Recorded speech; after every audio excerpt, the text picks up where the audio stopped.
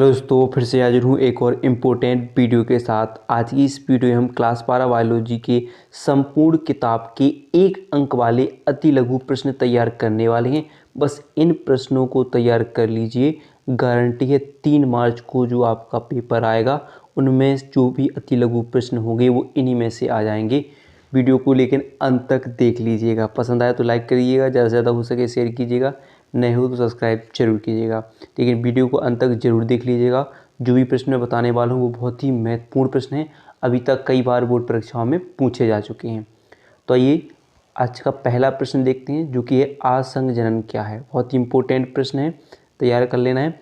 तो क्या हुआ, बिना अर्धसूत्री विभाजन तथा संयुग्मन के बिना जननिक प्रजनकों का विकास असंजनता कहलाता है। क्या होगा कि बिना अर्धसूत्री की विभाजन के तथा संयुग्मन के बिना जननिक प्रजनकों का विकास क्या कहलाता है, असंजनता कहलाता है।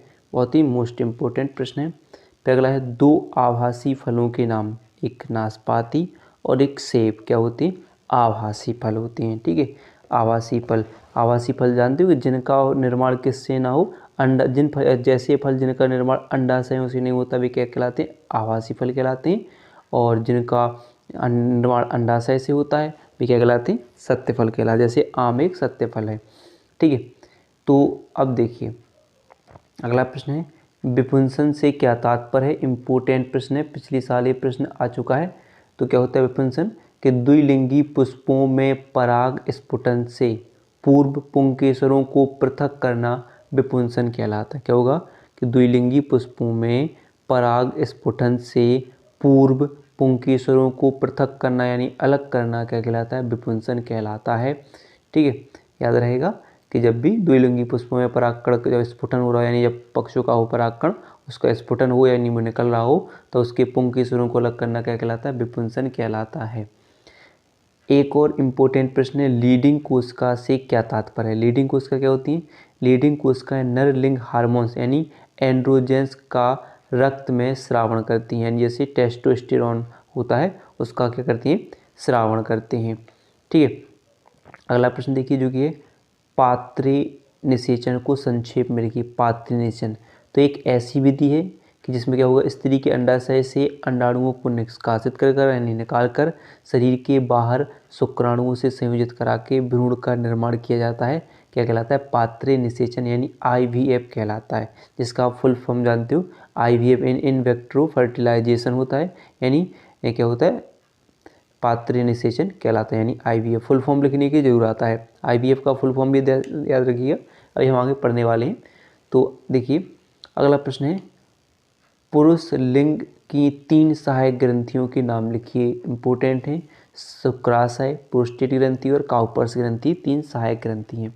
अगला है, मानव वृषण में सार्टोली कोशिकाओं का क्या कार्य है। तो आंसर होगा, सार्टोली कोशिकाएं विकसित हो रहे शुक्राणुओं को क्या करती हैं, पोषण प्रदान करने का काम करती हैं। क्या करती हैं, पोषण प्रदान करने का काम करती हैं। फिर देखिए फुल फॉर्म जरूरी है। इससे पहले मैं एक वीडियो बना चुका हूँ जिसमें बायोलॉजी के सभी इंपॉर्टेंट फुल फॉर्म्स बताए थे, ध्यान रखना है। आज का फुल फॉर्म है IUD तथा IUT का पूरा नाम लिखिए। तो IUD का पूरा नाम होता है इंट्रा यूटेरिन डिवाइस होता है, और IUT का इंट्रा यूटेरिन ट्रांसफ़र होता है।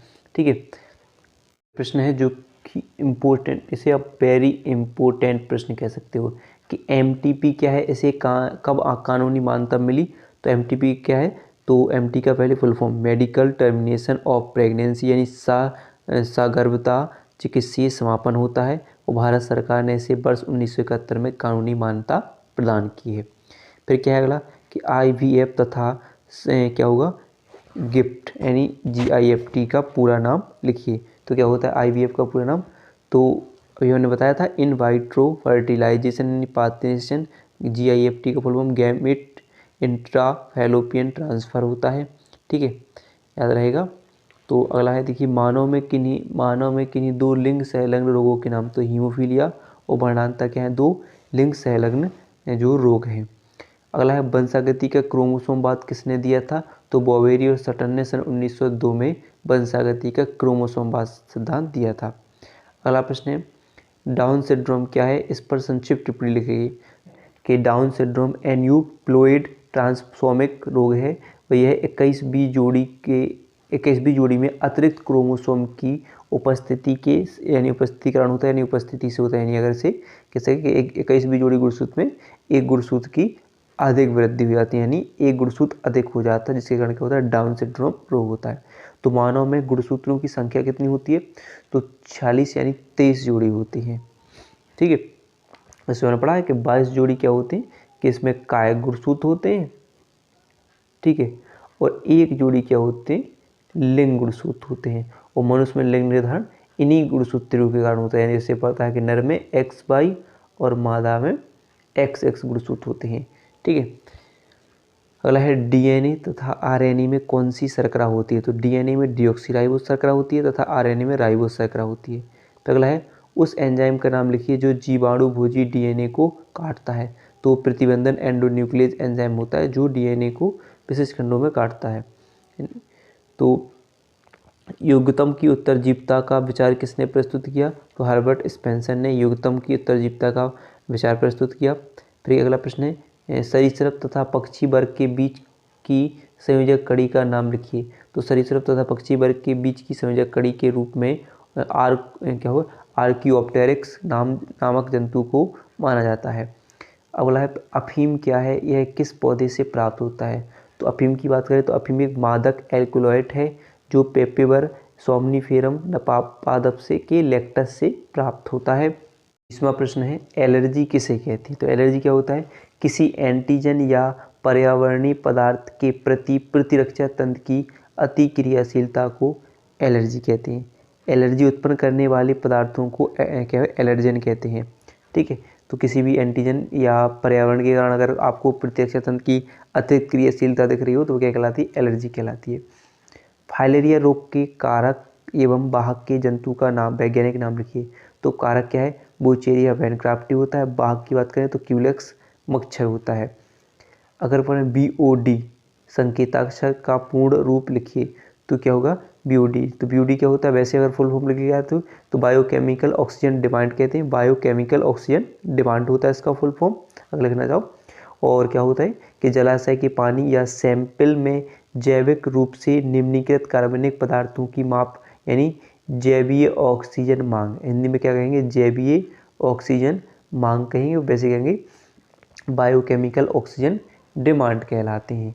ठीक है, याद रखिएगा सैंपल के लिए जलाशय में पानी की सैंपल के लिए इसका उपयोग किया जाता है। अगला है क्या है, जैव उर्वरकों पर टिप्पणी लिखिए, मोस्ट इम्पोर्टेंट प्रश्न है, आएगा इस साल पेपर में। तो अनेक प्रकार के सूक्ष्म जीव अपनी जैविक क्रियाओं से मृदा के पोषक तत्वों की वृद्धि करते हैं, जैविक उर्वरक कहलाते हैं। इनके प्रमुख स्रोत जीवाणु, साइनोबैक्टीरिया तथा कुछ कवक होते हैं। ठीक है, लिख लेना है। फिर बाह्य मल क्या होता है, तो अपशिष्ट पदार्थ जल यानी मल मूत्र आदि व्यर्थ पदार्थों से युक्त जल को बाह्य मल कहा जाता है। याद रखना, एक नंबर में आपको उत्तर लिख देना है। फिर क्या है, प्लाज्मिड किसे कहते हैं, तो जीवाणुओं के केंद्रकीय DNA अणु के अतिरिक्त कोशिका द्रव्य में प्रायः 1 से 100 तक अन्य छोटे छोटे वृत्ताकार DNA होते हैं जिन्हें प्लाज्मिड कहते हैं। इनमें आनुवांशिक सूचना होती हैं। ठीक है, लिख लेना है, इंपॉर्टेंट प्रश्न है।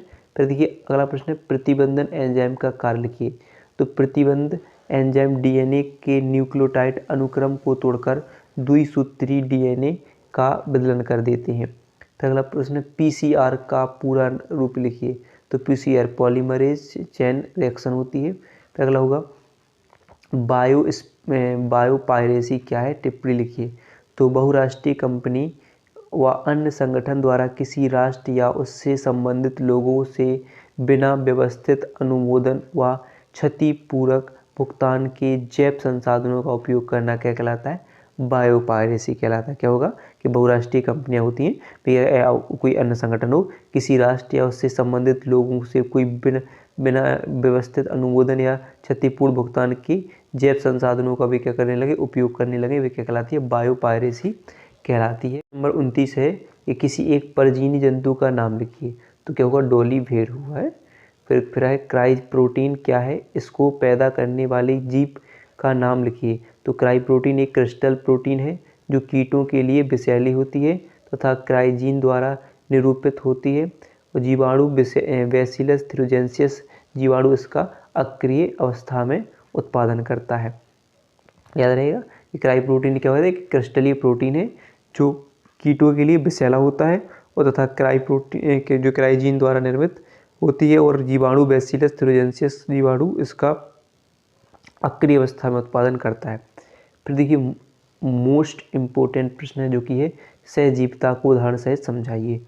वीडियो पसंद आ रही हो तो लाइक जरूर कीजिएगा। तो सहजीविता क्या होती है कि दो भिन्न जातियों के मध्य इस प्रकार का धनात्मक अंतर संबंध जिसमें दोनों जीवों अथवा किसी एक को ही लाभ होता है किंतु दोनों में से किसी को भी हानि नहीं होती है, ऐसे जीवन को सहजीवन तथा ऐसे पौधों को सहजीवी पौधे कहते हैं। जैसे लाइकेन है, लाइकेन में शैवाल और कवक दोनों सहजीवन में रहते हैं। फिर अगला क्या है चरघातांकी वृद्धि समीकरण लिखना है। एन टी बराबर N0 ERT हो जाएगा, चरघातांकीय समीकरण होता है। तो प्रश्न है कीस्टोन प्रजाति क्या है, इम्पोर्टेंट प्रश्न है। तो जो प्रजाति पर्यावरण के सभी परिवर्तनों के लिए उत्तरदायी होती हैं कीस्टोन प्रजाति कहलाती हैं। यह ऊर्जा प्रवाह, खाद्य श्रृंखला तथा खनिज चक्रणों को प्रभावित करती हैं। याद रहेगा। फिर देखिए अगला क्या है कि खाद्य जाल क्या होता है। तो जब कोई खाद्य श्रृंखला एक दूसरे घटकों के साथ संबंधित होती हैं तो पारितंत्र में अधिकतर घटकों को एक से अधिक वैकल्पिक खाद्य उपलब्ध हो जाते हैं, अर्थात जीवों को एक से अधिक वैकल्प खाद्य मिल जाती हैं। तो खाद्य जाल कहलाते हैं कि जीवधारियों को एक दूसरे के खाने के ऊपर निर्भरता कहलाती खाद्य जाल श्रृंखला होती है। IUCN तथा WWF का पूरा नाम लिखने के लिए आता है। तो IUCN है तो क्या होगा international union for conservation of nature and natural resource हो जाएगा, या WWF तो वर्ल्ड वाइल्ड फंड हो जाएगा। तो याद रखना है। फिर प्रश्न है अभ्यारण्य क्या होता है। तो ऐसे सामूहिक आरक्षित स्थान क्या होगा जिनमें स्थानीय वनस्पति एवं जंतुओं को संरक्षण प्रदान होता है, साथ ही बाहर से कोई जातियों को अनुकूलन दिया जाता है। बाहर कई जातियों को आई हुई जातियों को साथ ही बाहर से आई हुई जातियों को क्या दिया जाता है, इसमें अनुकूलन दिया जाता है। इनमें इनको व्यवस्थित करके रखा जाता है तो कहलाती हैं। तो इतने प्रश्न आप तैयार कर लीजिएगा, मोस्ट इंपोर्टेंट प्रश्न है। वीडियो पसंद आए हो तो लाइक कीजिएगा, ज़्यादा से ज़्यादा हो सके शेयर कीजिएगा।